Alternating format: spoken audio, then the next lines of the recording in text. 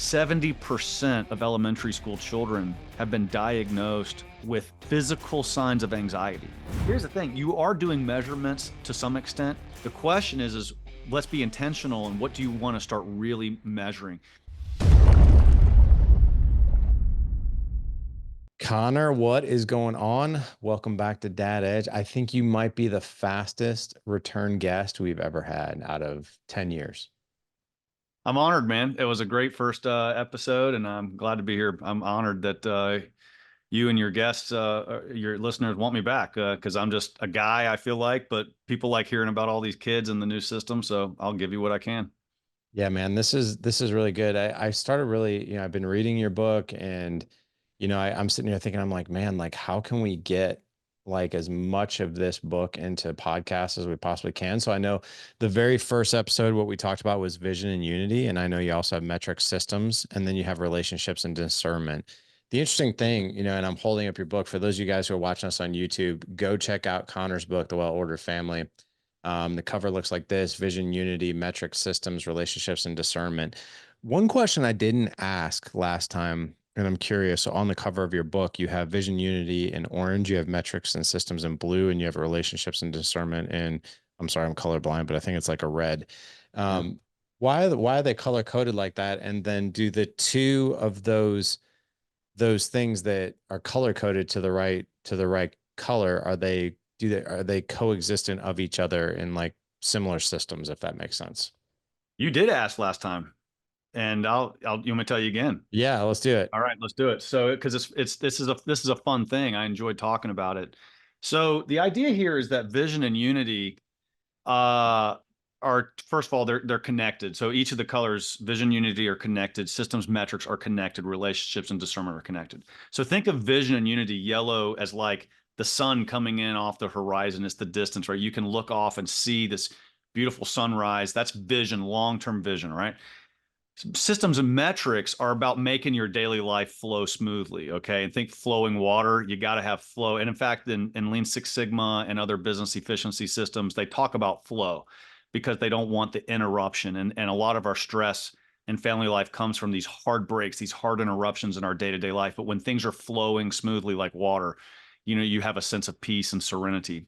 So, and then relationships and discernment. I mean, this is the fire within, because when we miss these things, it's like an eruption. It's underneath. It's like this volcanic eruption. The most difficult sufferings in your life are always going to be those relationships that go astray. I mean, that's the things that you love the most, or the things that cause you the most pain. And then also it's the decisions. That's the discernment. When we are trying to make decisions and we fail to make the right one or go through the proper process, because I have tools that help you go through that process, it's a wreck. And so these things come up. It's like, okay, red light, red alert.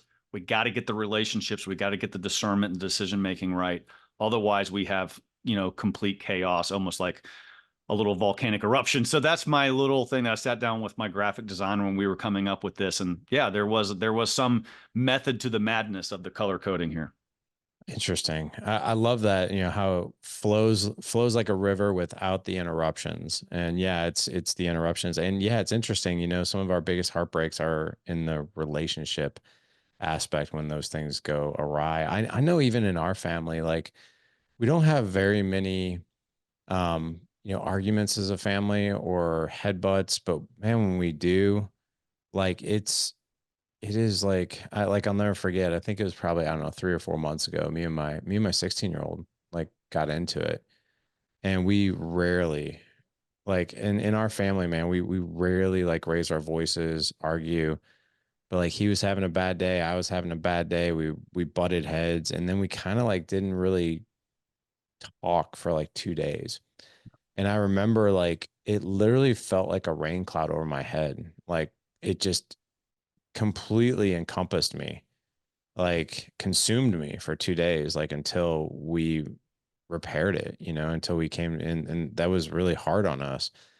So it's interesting you talk about that, but I'm really interested in I know for this particular show, we're going to talk about metrics and systems, But I which got to comment on that, if you don't yeah, mind. I got to let's jump hear in, it. man, because I feel your pain. Okay, let's talk for just a second, if you don't mind. I'm sorry to Yeah. break in, but you have this conflict with family. So first of all, like I feel like I'm a world-class expert in having conflict with family members, because it just happens. So love and suffering are two sides of the same coin. They just are, okay? And even the church fathers, these early Christians, they said they were trying to figure out why they got so angry at certain things. And wrath, like where does wrath come in? Let's remember, Larry, that the opposite of love is not hatred. It's not. The opposite of love is apathy. It's apathy. There's a Mm. big difference in apathy and hatred, right? So when somebody on the other side of the planet that you don't care anything about does something that pisses you off, it doesn't really piss you off because you're just like, whatever, it's not part of me. But when someone you love tramples on something that you love, the result there is that you end up feeling so hurt, so and so much pain because you love this person. And so when you get angry with your kids, really angry, you get really angry with your spouse, what I'm trying to say, that is actually a little shortcut way for us to realize that's how much you love them. So the person who you love the most can make you the most angry. I mean, it's just a reality. A total stranger on the side of the street pisses you off for a second and it's gone. It's done because you don't really love them that much, right? But when your wife or kids hurt you, it hurts so deeply that it cuts deeper because of your love for them. Therefore, when scripture also says, never let the sun go down upon your wrath. So when I have these things with my kids, I have it all the time and I got to practice what I preach, man. But my goal is don't let the sun go down. Even if I'm like, I've gotten my fat butt out of bed at like 11 o'clock at night and gone and like, woken the kid up, say, hey, buddy, sorry I got so angry and yelled earlier today. I love you, buddy. Good night. And I have to do it.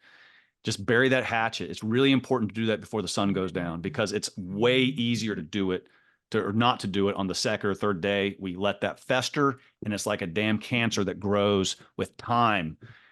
Anger feeds off time and Mm. we have to kill it quickly. But the reason your wife and kids can make you angry is because you love them so damn much. And that's something helpful to remember. Wow, that is, it's interesting. I never really put those two together, that time actually makes anger more intense, but you're right. And you got to stop it before it becoming a cancer. And it's interesting because I think it was like 2 days, that went by and it just felt worse and worse and worse. And that obviously explains probably why it felt so heavy and worse as time went on. Yeah. I Well, and love our that you. kids, our kids learn how to be forgiving to others. They learn how to apologize. They learn how to express their remorse by watching us say, I'm sorry that I screwed up. I mean, I have, So there's true. an older generation where dads didn't want to say they're sorry to their kids, and it was like, no, we got to say, I'm sorry. And I do. And I'm sure you do, but it's a really helpful thing. By apologizing to your kids, man, you're teaching them probably even more than you're doing for yourself. I think that, I've definitely have apologized to my kids a lot over the years. And I think a lot of it is because like I grew up without those apologies, even if there was wrongdoing done. The message was always like, I'm the mom, I'm the dad, you're the kid, shut your mouth. Like Yeah. Yeah. that type of thing. But I also think that the generation before that, the generation that our parents were raised by, I actually remember, I think it was, I can't remember if it was a relative on my mom's side, and I can't remember who it was, but she basically said, never apologize to your children ever. You don't need to. Mm. Like that's something that you shouldn't do that. And I don't know, I challenge that status quo because parents aren't always right. And how do our kids learn how to be humble, say they're sorry, and show ownership unless they see us do it, right? If If you they don't see it, apologize to your kid, you are depriving them of the opportunity to forgive. well said. And so true. Absolutely so true. But yeah, you're exactly right. We're not really helping them flex that forgiveness muscle. Yeah. But getting back to metrics and systems, so Yeah. Sorry. That was you deep. know, you know, you're good. I really want to talk about this. So first of all, let's talk about the differences in, I guess, the family ecosystem.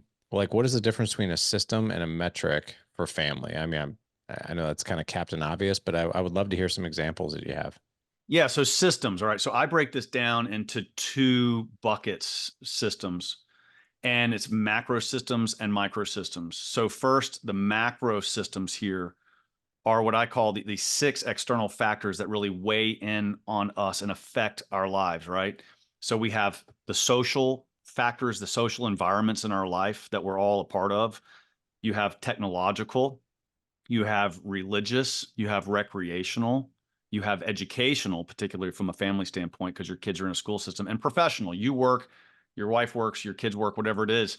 So these external forces are like weighing in on your family. I mean, these are sort of like barbarians at your gates coming in, whether it's from social, just the kids hanging out at school or the kids in the neighborhood, technological with their cell phones. You got to see this little cell phone as like a barbarian with like, trying to kind of break down your door to get in. And then you have all the other factors. So those are external forces. And I call that the strep analysis, the strep test. Everyone has strep, dealing with little kids and strep cultures and everything. So those are the six letters that spell out strep: social, technological, religious, recreational, educational, professional. One of my tools on my website, wellorderfamily.com, you download this tool and it helps you assess strengths and weaknesses of each of those factors, right? So each of these external factors. And I want people to see that they are the architect of their entire ecosystem by shaping and controlling the social life, the technological life, the religious life, the education, all these. You are the master of that. You are the master weaver that weaves these things together. You are the architect that builds this battleship that you have to take into war every day with your family. You can't expect other people to build this. That's part of really being a visionary. So that's what I call macro systems. Okay. Now, micro systems, little systems, right? You got a chore chart. You got a digital policy. These are little things like that help. How do you get the laundry done? How do you get the dishes done? So micro systems are sharing the family calendar and whatever app you may have or whatever, right? These are the little things that make your life run smoother on a day-to-day basis. And that's really important, right? Because you can't like neglect these little things. So last night, my 17-year-old, by the way, it was his birthday a couple days ago. We went to Top Golf yesterday to have some fun with him. I stink, but it was fun. And so he was out with his friends. He's still on the chore chart. You don't graduate off my chore chart till you turn 18, So he's stuck for another year, and he was supposed to do the dishes, but he was out with his friends. So I called him and said, "When are you going to be home?" He's like, "Probably about 8:30." And I'm like, "All right, you're off the chore chart for tonight." So then I was like, "All right, kids, do I have a volunteer to do Jude's chores?" Because he's not here. Besides, probably shouldn't have to do it on his birthday or the day after his birthday anyway. But so my 6-year-old volunteered. I'm like, "You can't do the dishes." He did it. Why am I saying this? Is because I have a chore chart. We're looking at the wall. You point to the name, the day. It's very clearly laid out. We know exactly who is supposed to do the dishes versus the countertop versus the floors versus the bonus room upstairs. We got a list of chores inside and out. And that's a micro system. Now, it always breaks down because teenagers get in the car and drive away. They go do stuff. They live their life. I don't want them to be chained to the kitchen or anything like that. So I had to say, does anybody volunteer to do it? And another kid steps in and does it. By the way, little kids love to do chores. If you kind of treat it right, they feel big. They feel like they're contributing. So that's kind of, it's cheap and easy labor. It's like, but you have somebody step in and fill in that void. If you have a good system, then you know how to supplement it and amend it when stuff happens and the system gets out of whack. It always does. But I have to always tell my kids, can I get a Christian here to volunteer? Like, is there any Christians in this house today to help with these chores because the big guy's gone, the little guy's sick, or whatever it is? So you have a system and it breaks. So that's where charity fixes it. Charity fixes that chore chart every day because it never works exactly as planned. So that's what we call a microsystem. And I have many, but I would draw your listeners' attention to probably what I would consider the most important microsystem that I have in this program, and it's the digital policy builder, which could Ooh. be a whole week long. Did you say the Policy. digital policy builder? Yes, digital policy builder. Oh, please Because explain. yeah, because look, we know that the cell phones, the iPads, the laptop, it's like the biggest threat in our kids' life. I mean, it just is. And statistics are proving that, whether you're talking about young kids with porn addictions, which is just an extreme tragedy, to anxiety and depression that's coming from constantly scrolling. Little girls or young girls, teenagers. I mean, the statistics on eating disorders because they're comparing themselves to a million images a day. It's just unbelievable. And so parents need to understand something. This is a great point here that I've gotten from systems-based management. You have a system for everything. You already have I'm talking to all the listeners out there, guys, you have a digital policy right now, whether you know it or not. If you got a 12-year-old and you haven't fleshed out a digital policy verbally or on paper or anything like that, guess what? Your system is entrust my kids to the internet. Like, that's your system. Like, you might not think you have a policy, but you do. And that's one of the things about systems-based management and business philosophies. They say you might not think you have a system for inventory control, but you actually do. It's just a really bad one. And it's like, hey, just buy whenever you want to, or, your market, you don't have a good marketing system. Well, your system then is just throw everything against the wall and see what sticks. Well, that's a system. It's just a stupid system. So what I'm saying, parents out there, especially dads, you have a digital policy for yourself and your family. It's just a question of whether it's any darn good or not. And it probably sucks because everyone sucks. I mean, it's hard. It's hard. But what I'm challenging with this digital policy builder is certain questions that you need to ask yourself. You need to sit down with your spouse and say, what do we want the rules and regulations of a cell phone, with internet, with video gaming to be in our household? Yours is going to be different from mine. I don't want to set yours. You don't want to set mine. Every kid is different. Every situation is different, but you have to be intentional. And Larry, I found that the conflict with teenagers over technology is almost never the fact that, like, they're breaking the rules. Yeah, that happens maybe 10% of the time, but it's usually confusion over the rules. It's like this, we don't really have a meeting of the minds of, like, how you can use YouTube or how you can use Spotify or what videos you can watch on this or that platform or how many friends you can have, or there's confusion. And of course, they're trying to get away with as much as they can. They don't want clarity because they like the ambiguity, but that's where conflict comes from in terms of systems-based management and a digital policy builder. So if you get my digital policy, it asks you certain questions that you and your spouse need to answer for your family. This is critically important in our digital age. I just think that we got to take this really, really seriously, and men particularly need to take a leadership role on this. I agree, man. We and I think this is a generation of parents that we don't know what to do with this at all. Because, like, we are the first generation raising kids in a digital world. And I think what's going to happen is when our kids are parents, that's when, like, it's kind of like when cigarettes were healthy, right? Your Yeah. doctor smokes Marlboro Reds, so should you. And then all Yeah. the research came out of how horrible it was, and we're like, oh wow, these are killing people. Like, I kind of wonder, what this is going to look like in 20, 30 years after research is really, this is studied, and we're going to realize, like, how detrimental this really, really was. But just in your opinion, like, what are you seeing, like, as far as detriment goes? Yeah, I think that the younger generation is actually going to be better and healthier. So our Generation X, was impressed with every bit of technology that came out because it was new to us. Like, you and I didn't have the internet in high school, and so everything that came out, every social media platform, we were kind of obsessed with it. The new iPhone came out, we rushed to get it. We got Kindles right away. We signed up for everything.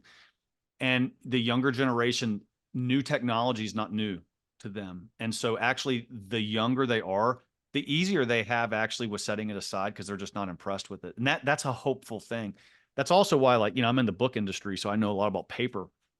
And, you know, uh, the Moleskin notebooks, just like high-end blank notebooks, man, those things are skyrocketing in sales. They've been going up for like 10 years. Okay. So the tablet and everything has helped paper sales, actually.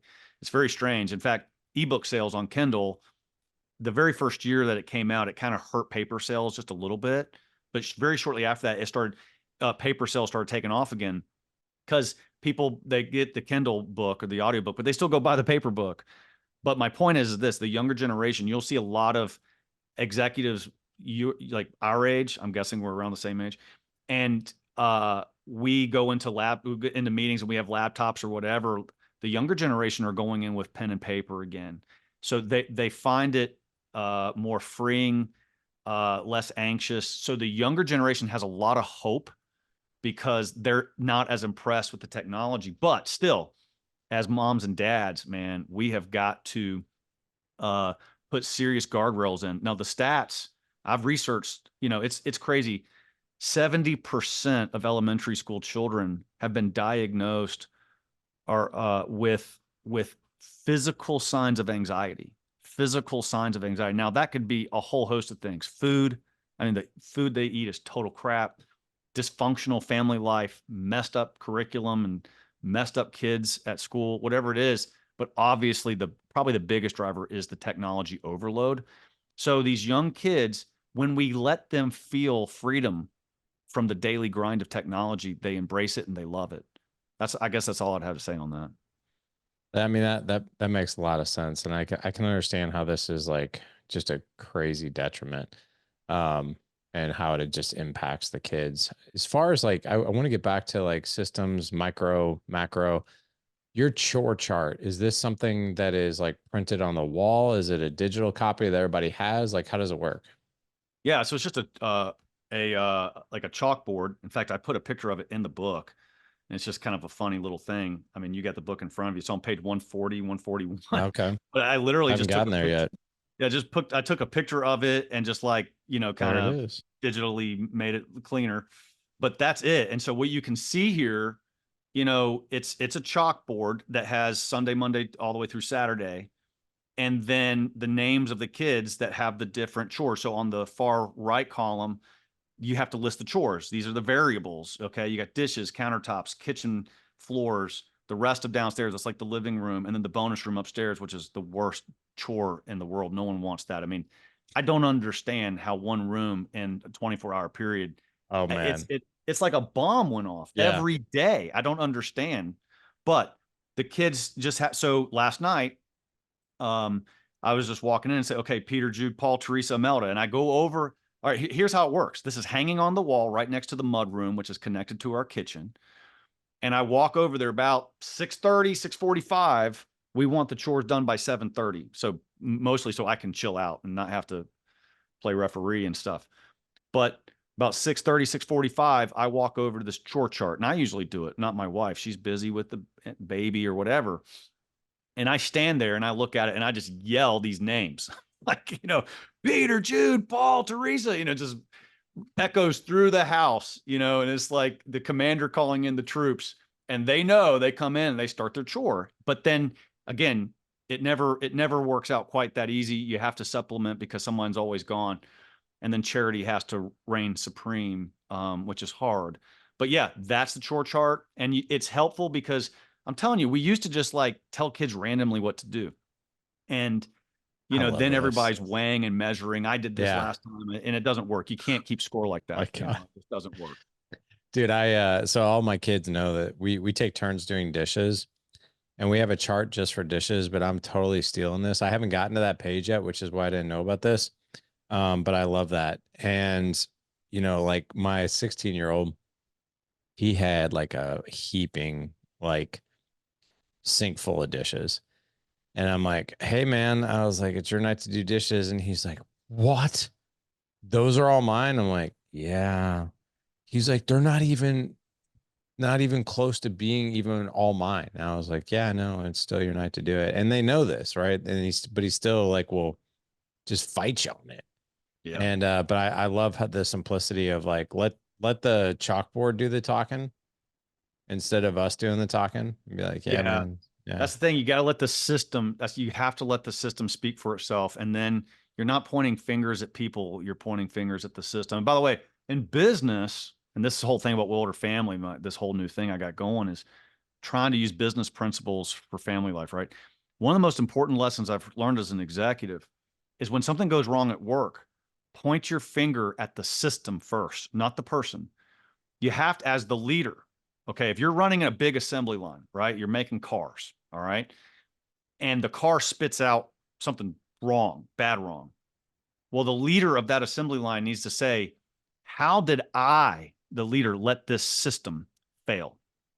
Something in that assembly line process failed, whether it was, checks of what the employees were doing, whether the timing of things were off. Maybe I ordered the wrong supplies. But first, you point your finger at the system. And when I was a young executive, all pissed off and, all that kind of stuff and anxious about everything, I'd point my finger at the people. I'd say, this got screwed up. What the hell did you do wrong?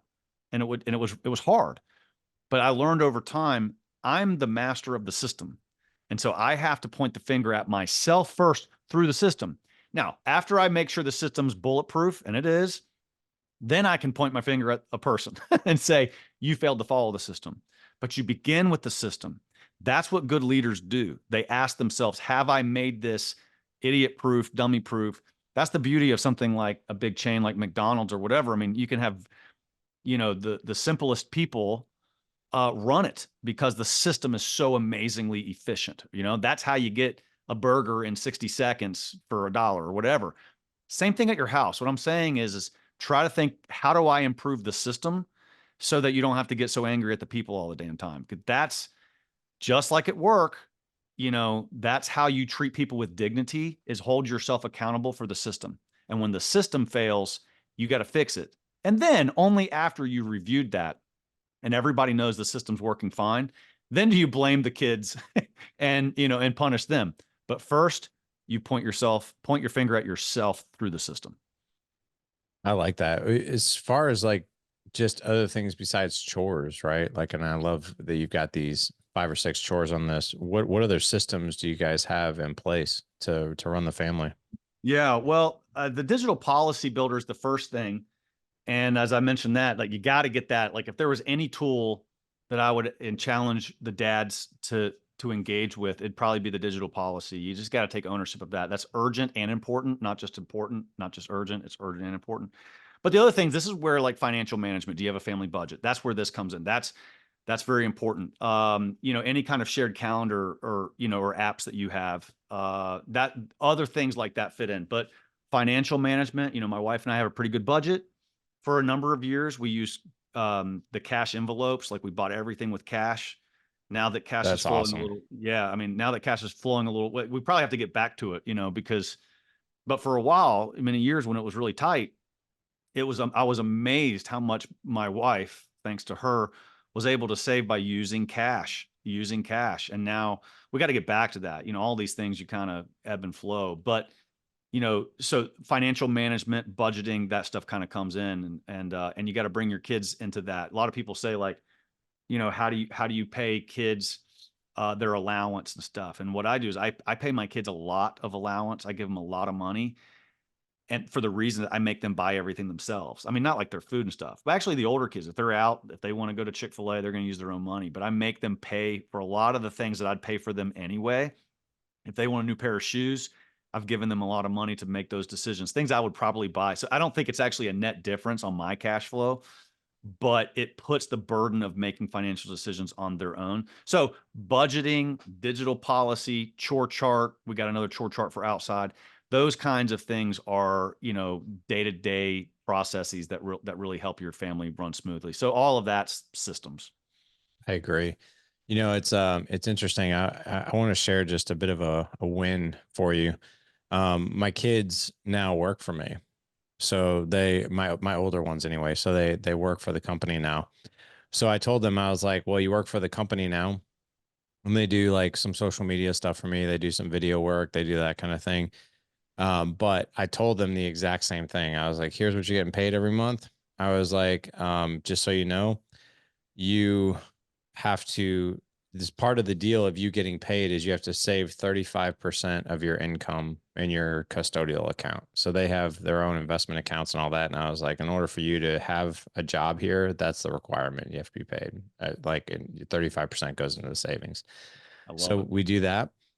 But then they're in charge of their gas, car insurance, cell phones. If they want clothes, if they're out with friends and fast food, they don't get that money from me. Like we'll pay for like certain, like obviously food when we're all out as a family, but every single Sunday we sit down and we talk about budget. And dude, it's so funny, man. Like my 18-year-old, he's a senior in high school, and he's got $321 left, quote unquote, left over this month, right? As you and I are talking. And he's got homecoming coming up before he gets paid again. And it's next month, but he doesn't get paid till like October 10th, and homecoming is like October 4th or something like that. I don't remember, but it's before his paycheck. And he's like, I've got plenty of money. Like I've got this money in the account. I was like, you kind of don't. And he's like, what do you mean? I was like, well, your car insurance hasn't gone out yet. That's coming up next week. Your cell phone hasn't gone out yet. That's coming up next week. I was like, we identified in your budget, you have to get your car inspected and your plates renewed. That's another minimum of $50. I was like, how much you plan on spending on dinner at homecoming? How much are you planning on spending on corsages? How much is our tickets? Like all these things. It came up to like $315.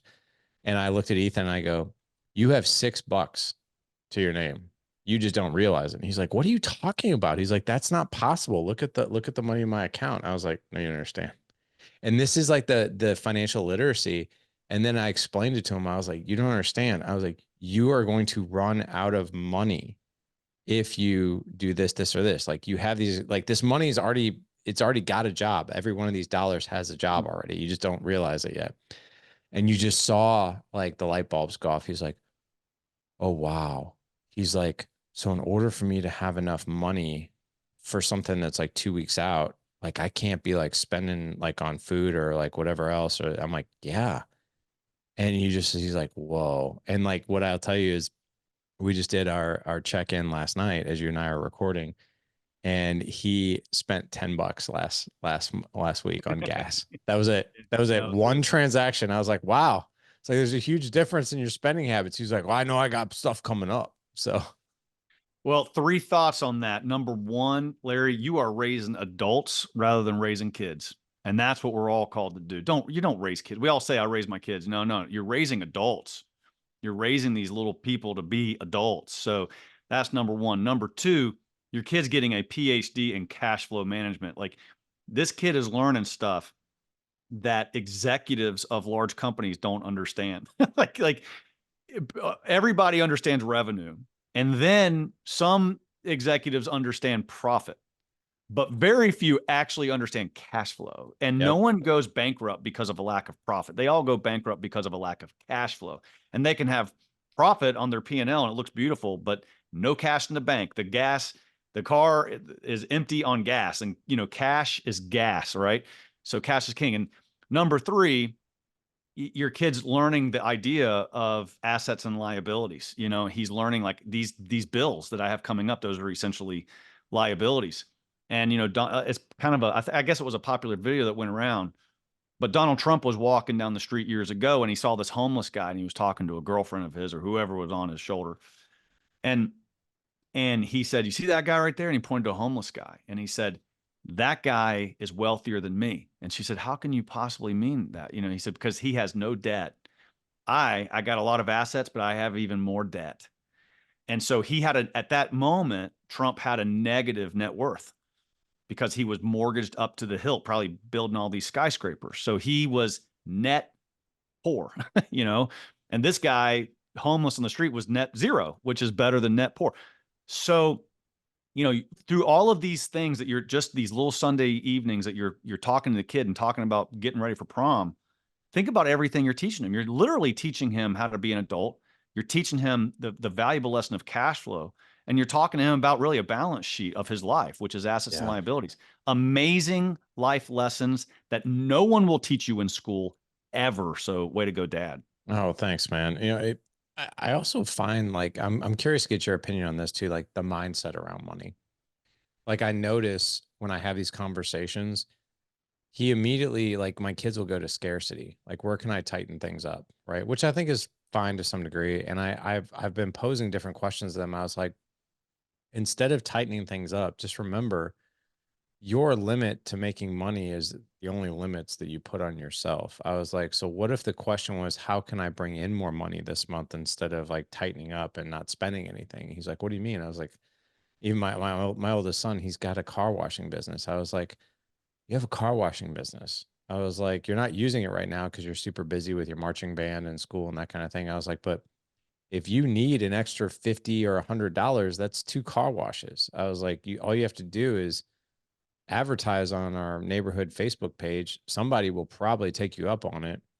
I was like, but be thinking about that. How can I provide more value to somebody else and get paid for it? I was like, dude, our landscaping like needs to be cut back, like things like that. Like I could put you to work and do extra things outside of your normal chores. I was like, but be thinking that way. Like, how can I bring value to somebody else or solve a problem for somebody else where they're going to pay me really well for it, that I can bring in more money versus like scarcity. I'm just need to tighten everything up. So it's interesting conversations, for sure.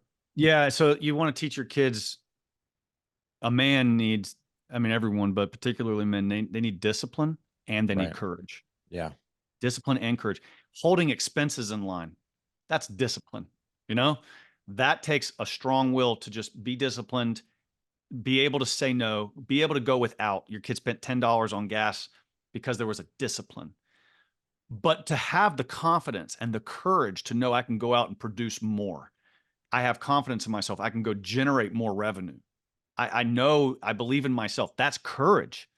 And so you're 100%. by saying hold expenses in line and to create more revenue, that's discipline and courage. And amazing. Again, you can always connect the virtues to anything that's going on in life. And dad's got to be creative enough to see these basic financial things and connect it to the transcendent realm of virtues that we're really called to live. These are not separate things. They're all tied up. We just fail to recognize you're teaching your kid two amazing virtues. And it's more important than expenses and revenue. It's virtue, discipline, and courage. That's how I would see that. I agree, man. I agree. Let me ask you a question as far as like, when it comes to systems and metrics, my wife does not view that as like sexy. She'll be like, it'll just all get done. I was like, no, no, no, no. We shouldn't be like, it should just all get done. Like that is so loose and no one knows what their job is and everything.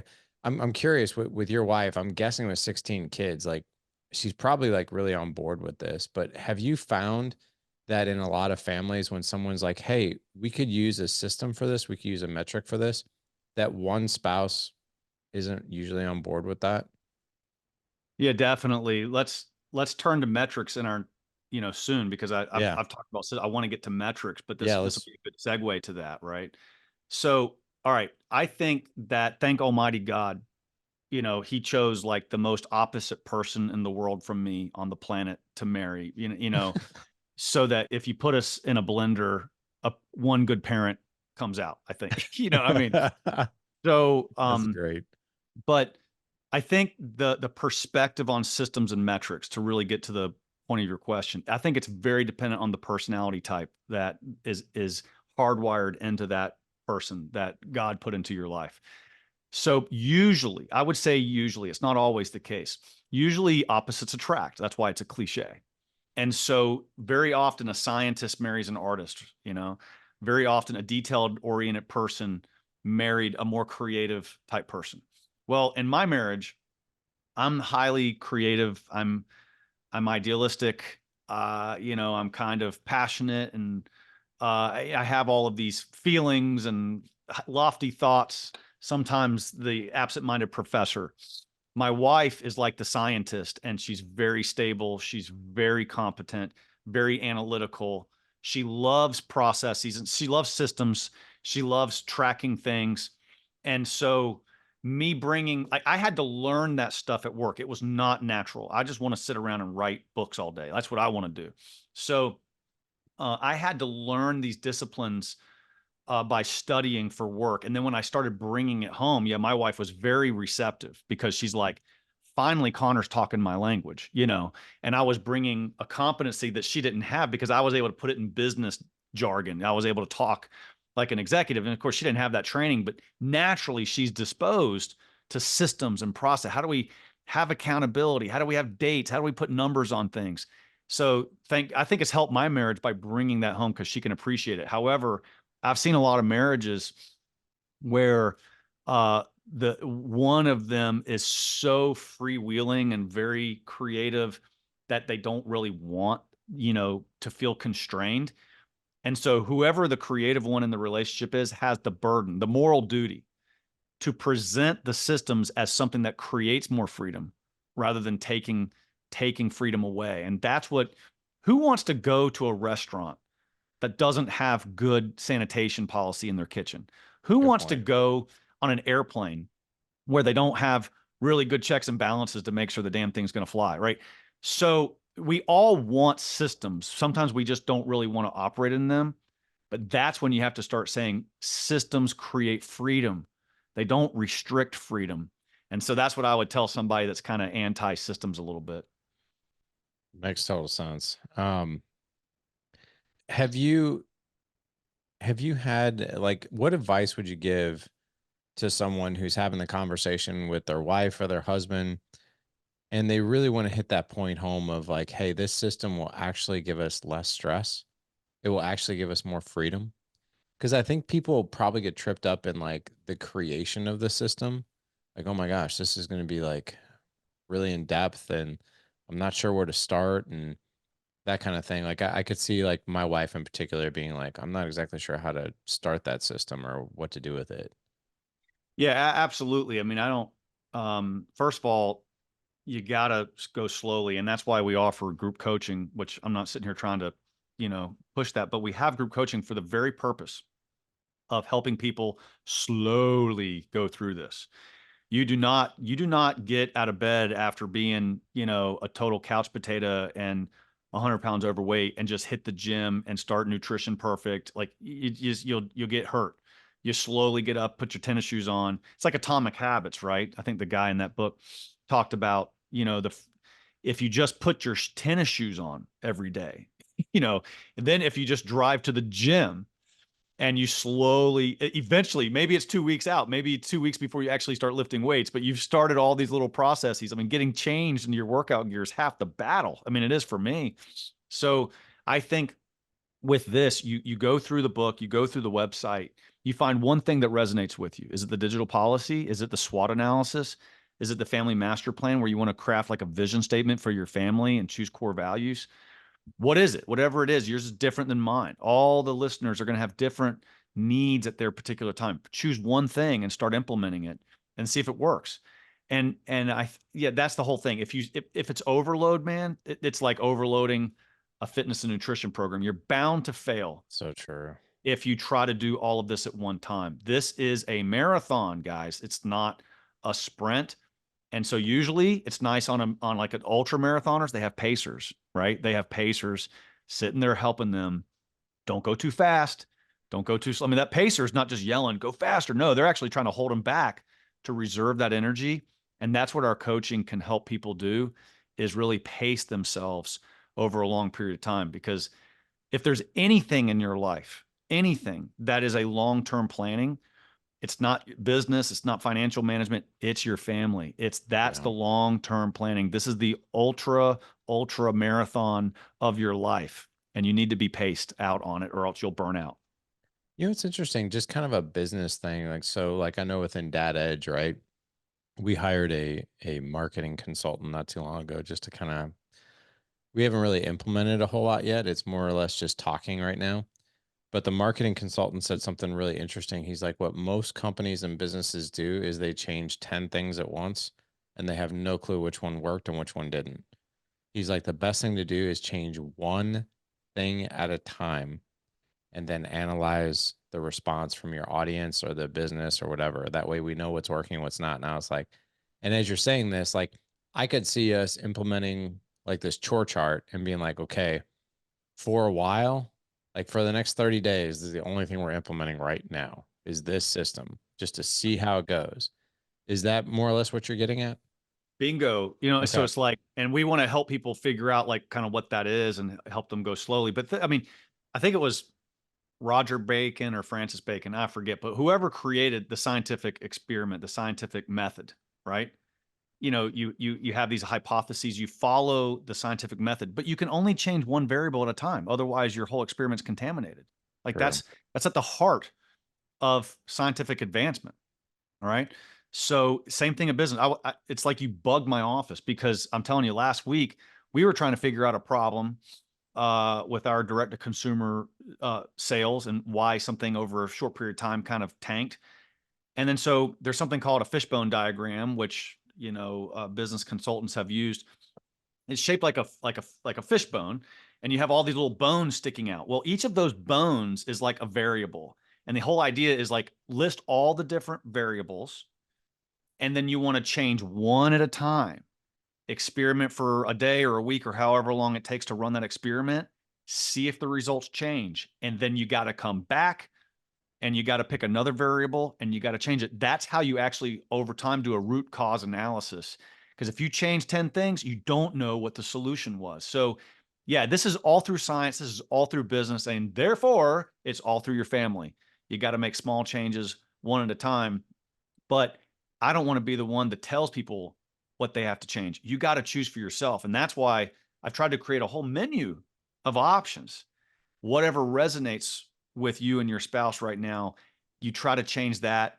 And over about a 2-month period, our coaching will meet every 2 months. And over about a 2-month period, you're seeing how this goes. And then 60 days later, you can try to change something else. So you can see it's a very slow implementation on purpose. Yeah, I can definitely see that. Can we go back to I know we're kind of jumping around, but you have me just so intrigued with this digital policy. Yeah. What kind of pushback have you gotten from that, if any? And what can people expect, like, if they implement something similar? The pushback is most people think they have one. I'm not kidding. Yeah, I know, right? They think they Yeah. do. And even my own wife, who I love dearly, she'll probably never listen to this, but I love you, honey. Yeah. But um, you know, even with her, when I was trying to get this filled out, she had a sense of like, no, we know the rules. I was like, oh, really? Tell me the YouTube rule. Well, they're not allowed to watch YouTube. Really, a certain age bracket, certain kids. Really, they're not allowed to. But I thought Imelda does guitar lessons on YouTube. Like she watches the little guitar lessons for free and everything. Oh, well, yeah, you can do that. Well, but yeah, but we also have YouTube TV, and you say they can watch certain things. Well, yeah, that too. Okay, well, I thought, when they're cleaning, they listen to music sometimes and they listen to music on YouTube. Well, that too. Oh, okay. So I have just found 3 examples where you thought you had clarity and you didn't. You didn't. So the rule's not no YouTube. That's not the rule. That's not the rule. We have to get precise. And again, why is it to be precise? To be nitpicky and anal? Look, anyone that knows Conor Gallagher knows I am not anal. Like I don't have anything like that in my being. I'm just not a particularly detailed human being. I'm not nitpicky. I don't micromanage. I just don't. But I do know that with your kids and technology, clarity is the thing that prevents aggravation and frustration and fighting like hell. So on this digital policy, you first start out, Larry, by writing what's the current state. Anytime you're doing a process improvement in business, again, back to like the assembly line of making a car, they always teach you in business, like you start with what's the current state, what's the future state, what are you trying to get to? So you list out what is working right now in your current state. Okay, maybe it's that we watch TV at night, like we've been watching Lord of the Rings. We just finished episode 5 of season 2 last night. I love Rings of Power. It's a lot of fun. We got certain shows that we watch. So I would write down on mine, if I was doing it today, I'd write something like we actually love watching 1 episode a night together as a family. And by the way, I've actually been thinking about this. And because we've gotten on such a good routine there and it's fun for us watching an episode together at night, I actually started thinking, I'm not reading enough. My kids aren't reading enough. So I'm going to implement something when I fill this out again in the near future.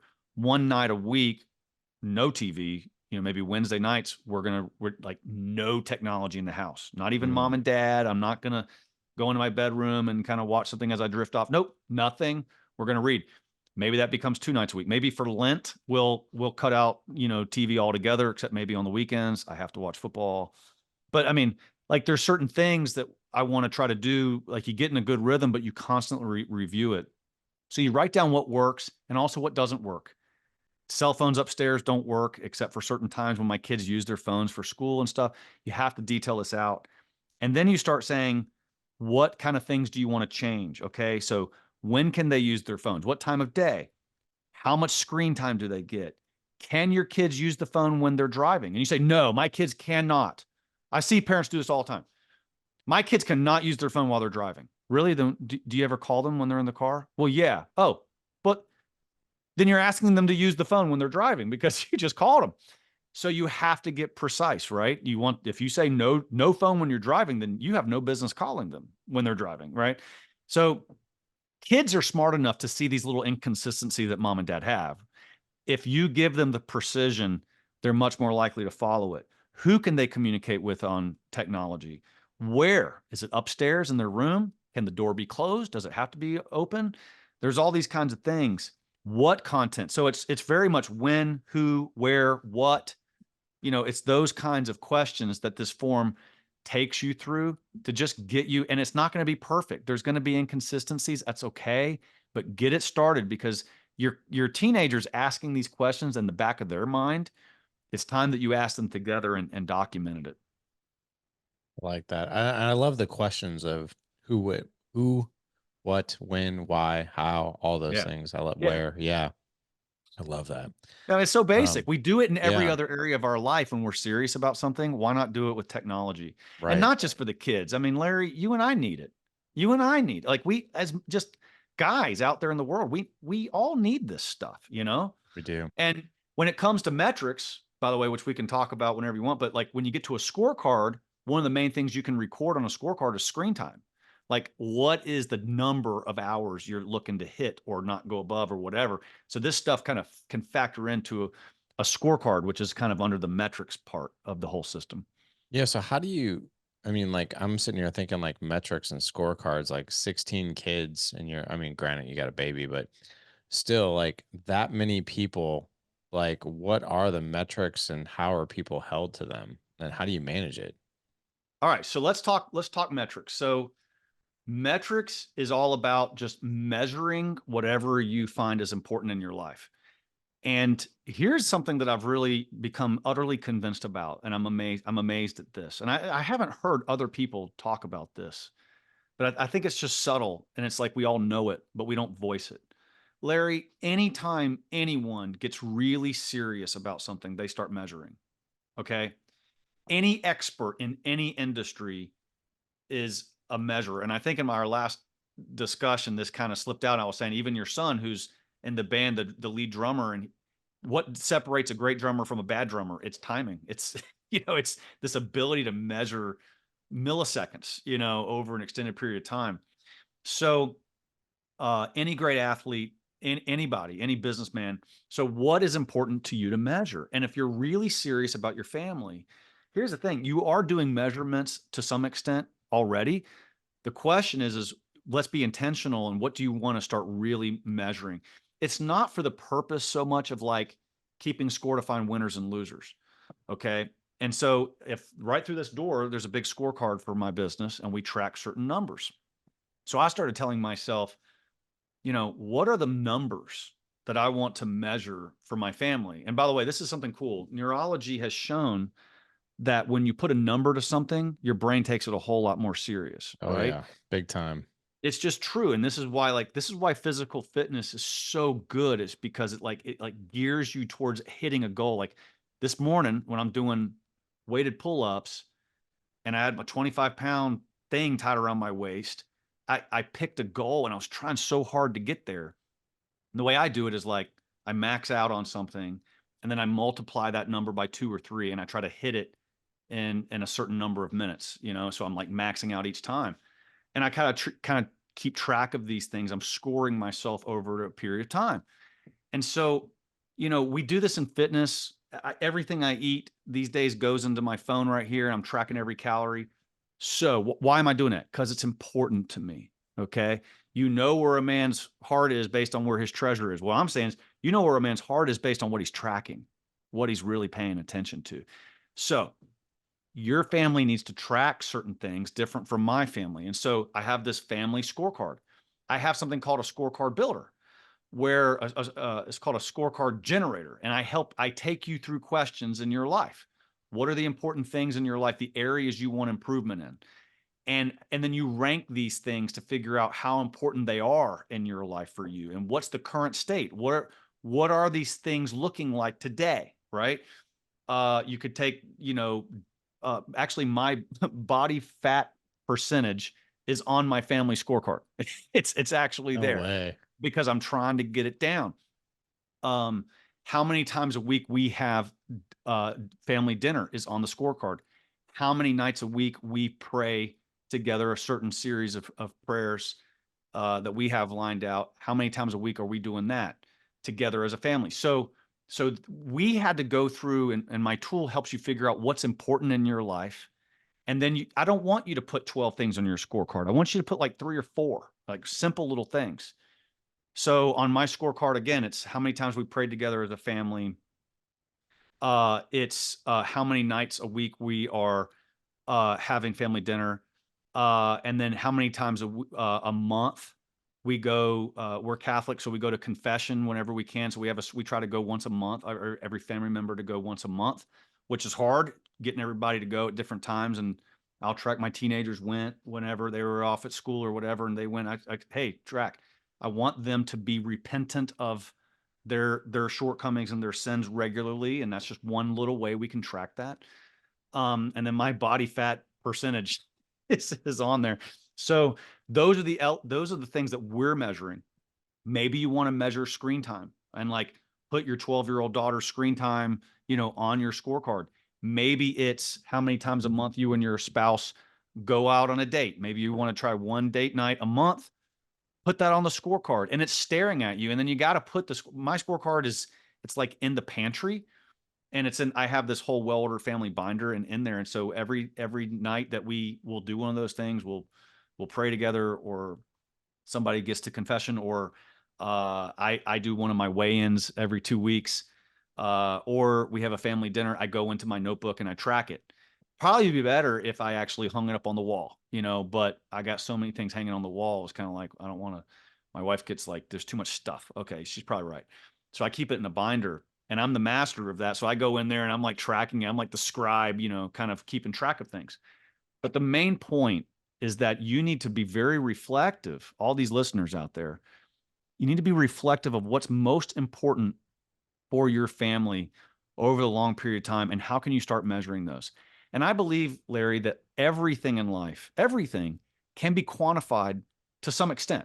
Now you think like you can't measure love. I know that I can't take love and like say it's 4 inches long and 5 inches wide and it weighs 4 pounds. Like you can't do that with love. However, have you experienced a period of time where you've experienced more love versus less love? Yeah. Have you experienced times when you give out more love versus when you give less love? Yeah. Well, that's a quantity, more or less, right? So I believe that you can, if you stretch your mind creatively, you can put numbers on pretty much everything. And assessment tests do this, on a scale of 1 to 10, how good is your communication with your spouse? Well, I mean, it's an arbitrary number, but it focuses you. It focuses, right? And so your numbers may change over time, but ask yourself what's important, and how do we turn this into some kind of number? And that's why the brain takes it serious. And then you can put it on paper and look at it over. My scorecards for the family is over a 90-day period. So I have month 1, month 2, month 3, and I track numbers per month.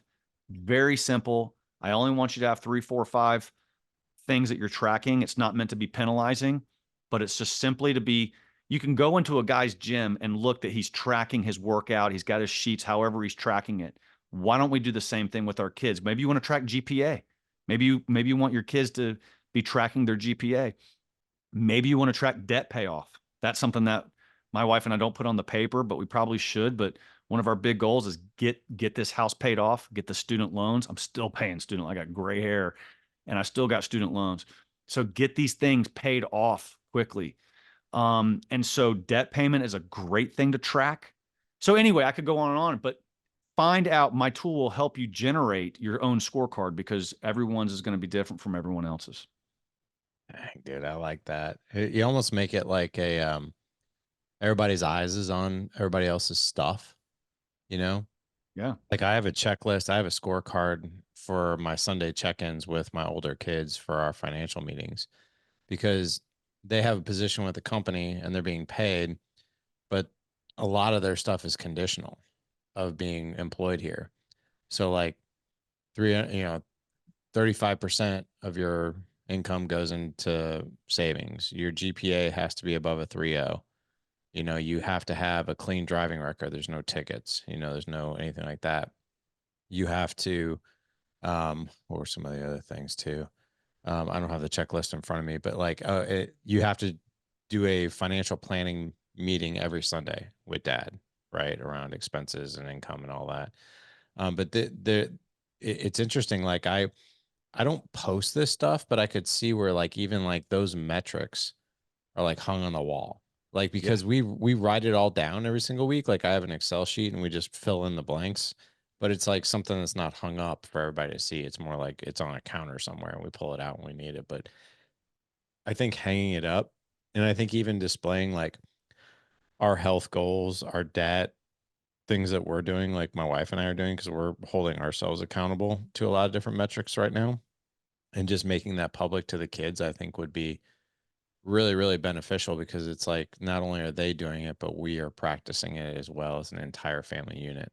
That's awesome, man. But everything you just said about your kid, man, that's a scorecard, dude. You just got to list it out like a checklist. But yeah, just a different formatting. I'd call it a scorecard, right? Yeah. And it's those things are important. That's why you're measuring them. And every time you go to a game, you see they have scoreboards. You know, they're tracking certain things. In baseball, you got hits, runs, errors. Like you're tracking certain things.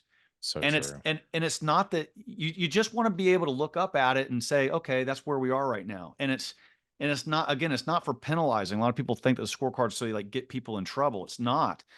But like one of ours, I forgot one. One of ours on there right now because it changes over time.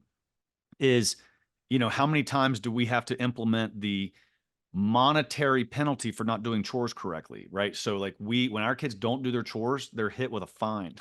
That's like so. So ours is like our goal was to have less than 3 financial penalties for the quarter. I think they had 3 penalties in the first week. It was bad, What do you but once we like? started tracking, what's that? What do they have to pay? I'm curious. Like a percentage or like I'm sure it's also based on age and that kind of thing, but just give me an example. Yeah, each one of the chores has their own penalty, right? So if you do a really bad job, if you do shoddy chores, like I think the dishes, it might be like a $5 penalty, okay? Because somebody's having to go back and do stuff. And so I think it's the same dollar amount for all the kids, so we're going to be much more lenient on the little guys. But you know what? When the 17-year-old does a crappy job on the, sweeping the floors, it pisses me off. And he knows exactly what he's doing. And Yeah. when I know it's intentional, I'm going to say, give me $10 or whatever. I can't remember what it is. It's on the board. It is on the chore chart is like, which is not in the book you saw, but we have another board that right beside it that has the penalties for the fines for messing up on your chores. Because money talks and you know Does. what walks. So on my score, so there you have, like, it's a connection. You have this chore chart and then you have a financial penalty. And then on my scorecard, it's like, let's get less than 3 financial penalties. I'll tell you what, when I had to charge, I think it was my 15-year-old son, like 2 or 3 times in a week, guess what? It solved the problem real quick. And Shocking. that's, yeah, because he had, coughed out like $15 to me or whatever. And it's not that it's not about the money. It's about he learned a lesson. And guess what? His brain don't take it serious till a dollar, a number is involved either. So little things like this, you have to kind of be creative, but it's about honing the human mind to a specific thing that your family deems as important. And it's not that chores are important to us. No, accountability and responsibility is important to us. I don't care if the dishes are done. I care that my kids fulfilled their duties, because as Christ says, if I entrust you with little things, I can entrust you with big things, and so if my kids, I've had a couple kids now kind of graduate from our house and they've gone out into the workforce, whether it's teenage jobs at the bagel shop, or I've had, my kid who now has a real career. And one of the greatest compliments I get when I meet their bosses, and I'm not kidding, I'm not trying to like pat Ashley and myself on the back, but Larry, one of the greatest things is I guess it's Aiden, Mary, Patrick, Peter, Jude. I've had 5 kids with jobs. And different times I've spoken to all their employers, and the employers have all looked at me and said, "Man, I don't know what you guys did, but your kids show up and they work." And I wish the other kids showed up and worked like this. Your kids have a work ethic. And that's because, not just because they had a bunch of kids in their house, but it's because we held them accountable. You're Yeah. raising adults, not kids. And that was the dividend that I got from all those little investments, is hearing their employers say, man, your kids are workhorses. That made me feel like a champion. And that's one of the biggest complaints of business owners who hire younger people. Like I just had a group of dads over for dinner on Saturday night, and a couple of them own businesses, and even the couple that didn't own businesses that work even like in trades, were like younger people, like right out of high school, they do not want to work. In fact, Yeah. it's almost obvious that like that they when they show up to it, like if they have to work past 2, to them that is absolutely crazy. It's ludicrous to them. Like telling a kid like, hey, I started my morning at 6:30 and I got done at 6 o'clock at night, to them, like that is not even something that's on their radar. Like a 12-hour day. Are you serious? Like that doesn't happen. One guy was telling me he owns a pool company, a pool service company, and he hired a teenager, and the teenager came to him and was like, hey man, I need to leave early today. And he's like, why? And he's like, I need shoes for wrestling. And he's like, okay, where are you getting your shoes from? He goes, Dick's Sporting Goods. And he's like, well, according to the internet, Dick's closes at 9. So why do you need to be off early? And wrestling season isn't starting for like another month. So why do you need to get off early? Well, I just need to get them. I need to make sure I get them. He's like, well, you can make sure you get them when your day is over. But like the kid, like he's like, and he actually asked him, he's like, well, what time do you need to leave to go get these shoes? He's like, I need to leave by 1. He's like, yeah, no, that's not happening. You know He's like, what? you That can leave at kid, 5. yeah, exactly. And here's what I'm hearing in all that, man. That kid has had that same conversation with his mom or dad for Right. years. And the Right. parent always said, okay, Yeah. okay. And so all of a sudden, the boss is not going to act like mommy and daddy, and the kid doesn't know what to do. Yeah. He didn't know what to do. Like, You got it. I That's don't what know, it is, man. man. And so that's like, parents, you can prepare your kids for that outside world by teaching them discipline and Yeah. accountability and responsibility.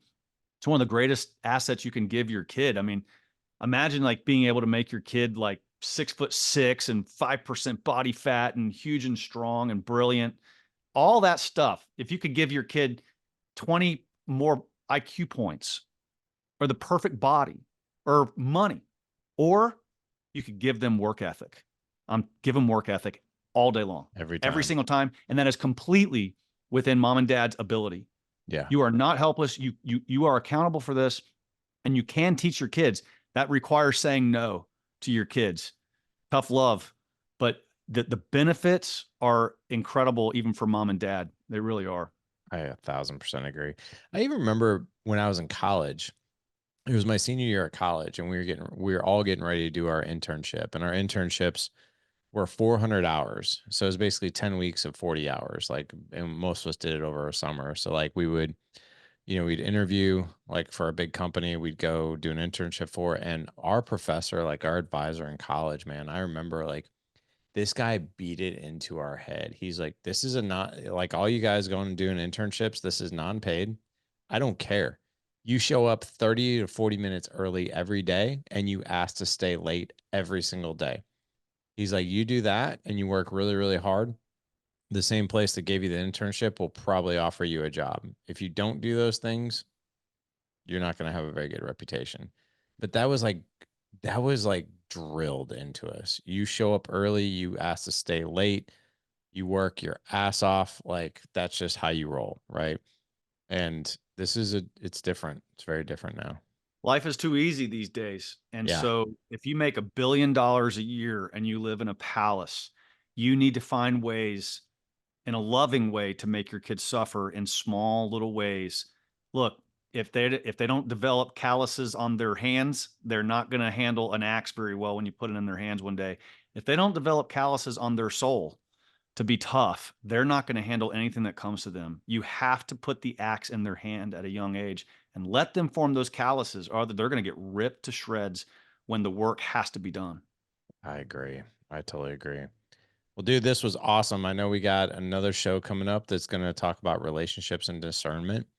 But I'm so glad we got to. This was actually, you know, like I said, I've gone over your book. I haven't gotten to the part where there's chores yet, but I love the fact. I'm sorry, the chore chart yet. But I love the fact that you made this easy and you actually encourage it to be simple. Because if not, probably won't be nearly as effective. If we changed 1%, if we improved by 1% a quarter every 90 days for the next 25 years, we would have 100% improvement in our life. I mean, now hopefully it doesn't take 25 years, but the point is that would be tremendous change over the course of our lifetime. And 100% change might be intimidating, but 1% change, that doesn't sound intimidating, does it? Just 1%. What can you change 1, 2, 3, 4% in the next 90 days? And it's going to take minimal effort, but a little bit of focus. But when you start compounding that over a long period of time, it's life changing. 100%. I agree. Well, Connor, where can people find you? I know we had you on earlier this month, but I want to make sure that the best place for the guys to find you. Yeah, wellorderedfamily.com. It's pretty easy to remember. But on that website, you can, first of all, we have a fun like family assessment test. That's really kind of cool. So when a pop-up will come, fill out that family assessment form. That kind of shows, that's a little tool that shows you the strengths and weaknesses in your family as you articulate it. So it takes like 5 minutes. But then I got all these free tools on there, and you can see the different things that we offer. But something that we have on that website can help your family. I'm not claiming at all that everything on there is helpful or that, we know the answers to all your problems. But I promise you that there is something on my website that's even free that can help your family just a little bit today. And that's the service that I hope to provide. So wellorderedfamily.com. I love it. Well, guys, we're going to have all the links in the show notes. All you have to do is head on over to thedadedge.com/494 for this show. Again, thedadedge.com/494 for this show. Connor, thanks again, man. I'm going to have you back to finish up this 3-part series on relationships and discernment.